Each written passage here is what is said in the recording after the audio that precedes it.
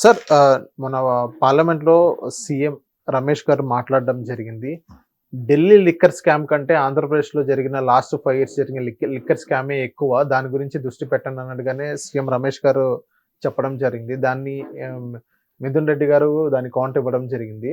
అది చూస్తే మీకేమనిపించింది సార్? సరే, ఇప్పుడు సీఎం రమేష్ గారు బీజేపీ పరంగా కేంద్ర ప్రభుత్వం దాని మీద దృష్టి పెట్టమన్నారంటే, కేంద్ర ప్రభుత్వం స్వతంత్రంగా ఎంక్వైరీ చేయడానికి వెసులుబాటు తీసుకుంటుందంటే ఇది ఆంధ్రప్రదేశ్ కేంద్ర పాలిత ప్రాంతం కాదు కదా. పాయింట్ 1. రెండో point, state administration, state law and order ఏమైనా ఫెయిల్యూరా? మీది కూటమి గవర్నమెంటే కదా. కేంద్రం జోక్యం కావాల్సి వస్తుందంటే అంటే ఇండైరెక్ట్ గా మీరు కూడా పవన్ కళ్యాణ్ గారు చెప్పినట్టు యాక్సెప్ట్ చేస్తున్నారా లా అండ్ ఆర్డర్ ఫెయిల్యూర్ అని? ఓకే, దాని అవుట్కమ్ ఏంటి? అంటే ఇప్పుడు అవుట్కమ్ బానే ఉంది. లాస్ట్ 5 ఇయర్స్ లో విధ్వంసం జరిగింది.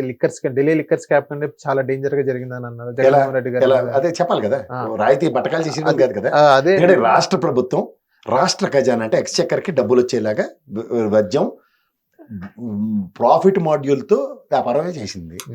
వ్యాపారంలో ప్రాఫిట్ వచ్చిందా రాలేదా అన్న లెక్కలు ఖచ్చితంగా అన పైసలతో తేలవ్వాలి. ఎందుకంటే కాగ్ రిపోర్ట్, ఎందుకంటే బ్రెవరేజ్ కార్పొరేషన్ ఆఫ్ ఇండియా త్రూగా కాగ్ ఈ రెండింటి ఆవశ్యకతతో దాన్ని లిక్కర్ని ఆంధ్రప్రదేశ్ సిండికేట్ కాకుండా నడిపించింది. సో ఈ అవుట్కమ్లో ఫస్ట్ మీరు ఎవరి మీదకి వేయాలి? కాగ్ రిపోర్ట్లు పరిశీలించాలి. కాగ్ రిపోర్ట్లో నాకు తెలిసి మద్యంకి సంబంధించినవి అవకతవకలు అనేది ఎక్కడ ఎస్టాబ్లిష్ కాలే. రెండోది, బ్రెవరేజ్ కార్పొరేషను దాని స్వతంత్ర ప్రతిపత్తితో పనిచేసిన దగ్గర government of India, government of Andhra Pradesh కంట్రోల్లో అది ఏ రోజు కూడా మనం ఇంత అప్పు తెస్తున్నాం, ఇంత అవకతవకలు జరిగాయి అనేది ఏ రోజు ఎస్టాబ్లిష్ కాలేదు. సో ఫస్ట్ బ్రెవరేజ్ కార్పొరేషన్ మీద ఎంక్వైరీ చేసి తర్వాత కాగ్ రిపోర్ట్లో ఏమైనా అవకతవకలు ఉన్న దాని మీద విశ్లేషించి మాట్లాడితే ఎవరికైనా అర్థం ఉంటుంది. అంతేకాని ఏదో దొరికింది కదా అని బట్టకాల్చి మొఖాన్ని వేస్తే ఎవరికి అవసరం ఉండదు. అంటే ఇప్పుడు లాస్ట్ 5 ఇయర్స్ లో 1,00,000 కోట్ల దాకా అక్కడ స్కామ్ జరిగింది అన్నట్టుగానే ఆయన చెప్పడం జరిగింది. ఎలా లెక్క చెప్తాం? అది కూడా ఇంకోటి ఏంటంటే ఏదో అకౌంటబిలిటీ లేదు. ఏదైతే లిక్కర్ అనేది క్యాష్ రూపంలో తీసుకున్నారో ఎజర్ ఇట్ ఈస్ ఆన్లైన్ ట్రాన్సాక్షన్ అనేది ఒక్కటి కూడా వేయలేదు. స్వైప్ గానీ యూపీఐ పేమెంట్స్ కానీ ఒకటి కూడా సరిగ్గా తీసుకోలేదు. ఎందుకు ఆన్లైన్ పేమెంట్ తీసుకోలేదు అన్నట్టుగానే క్వశ్చన్ చేయడం జరుగుతుంది. ఎందుకని మాట్లాడి బ్రహ్మాండంగా అడిగారు. కానీ మీ దగ్గర బ్యాంకులో 10 రూపాయలు ఉన్నాయి, 100 రూపాయలు ఉన్నాయి సార్.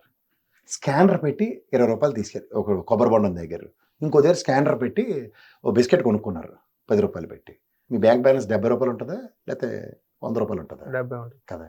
అదే ఏటీఎం కార్డు పెట్టి 100 రూపాయలు డ్రా చేసి మీ డబ్బులు ఒక కొబ్బరి బొండం దగ్గర 10 రూపాయలు బిస్కెట్ కొనుక్కున్నారు. జేబులో 70 రూపాయలు ఉంటాయో ఉండవా? ఉంటాయి. అంటే జేబులో ఉన్న 70 రూపాయలు మీవి, అదే బ్యాంక్ అకౌంట్లో ఉన్న 70 రూపాయలు మీవి.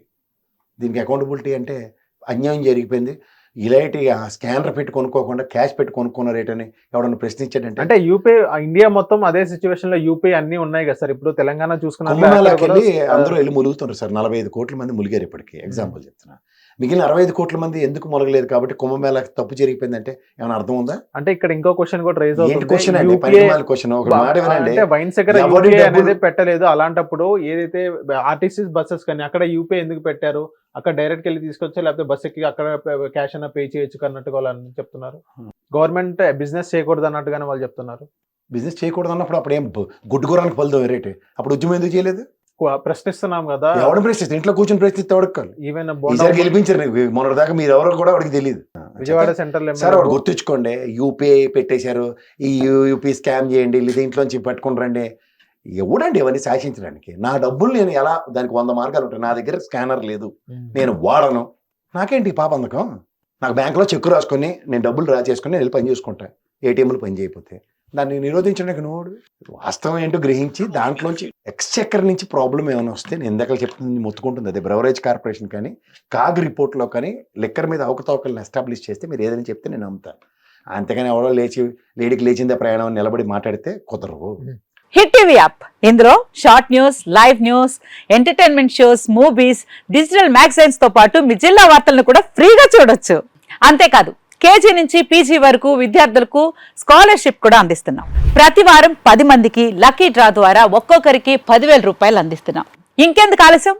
వెంటనే హిట్ టీవీ యాప్ ని డౌన్లోడ్ చేసుకుని ఫ్రీగా ఎంటర్టైన్మెంట్ పొందండి. Hit TV app. Hit TV app. Please download hit TV app. Hit TV app ని ఫ్రీగా డౌన్లోడ్ చేసుకుని ఎంజాయ్ చేయండి. మీకు నచ్చిన ఎంటర్టైన్మెంట్ కోసం హిట్ టీవీ యాప్ ని ఫ్రీగా డౌన్లోడ్ చేసుకుని ఎంజాయ్ చేయండి. హిట్ టీవీ యాప్ ని డౌన్లోడ్ చేసుకుని ఆస్వాదించండి, ఆశీర్వదించండి. ఇంతమంది సెలబ్రిటీలు హిట్ టీవీ యాప్ ని డౌన్లోడ్ చేసుకోండి అని చెప్తున్నారంటే ఎంత మంచి యాప్ ఆలోచించండి. అమెరికా అమెరికా అమెరికా అమెరికాలో చదవాలనుకునే వాళ్ళకి విశ్వసనీయమైన పేరు మన శౌర్య కన్సల్టెన్సీ. UK లో 1 year masters. UK లో 1 year masters. 2 years work permit up to 5 years visa. Contact Saurya Consultancy. Contact 89851 89851.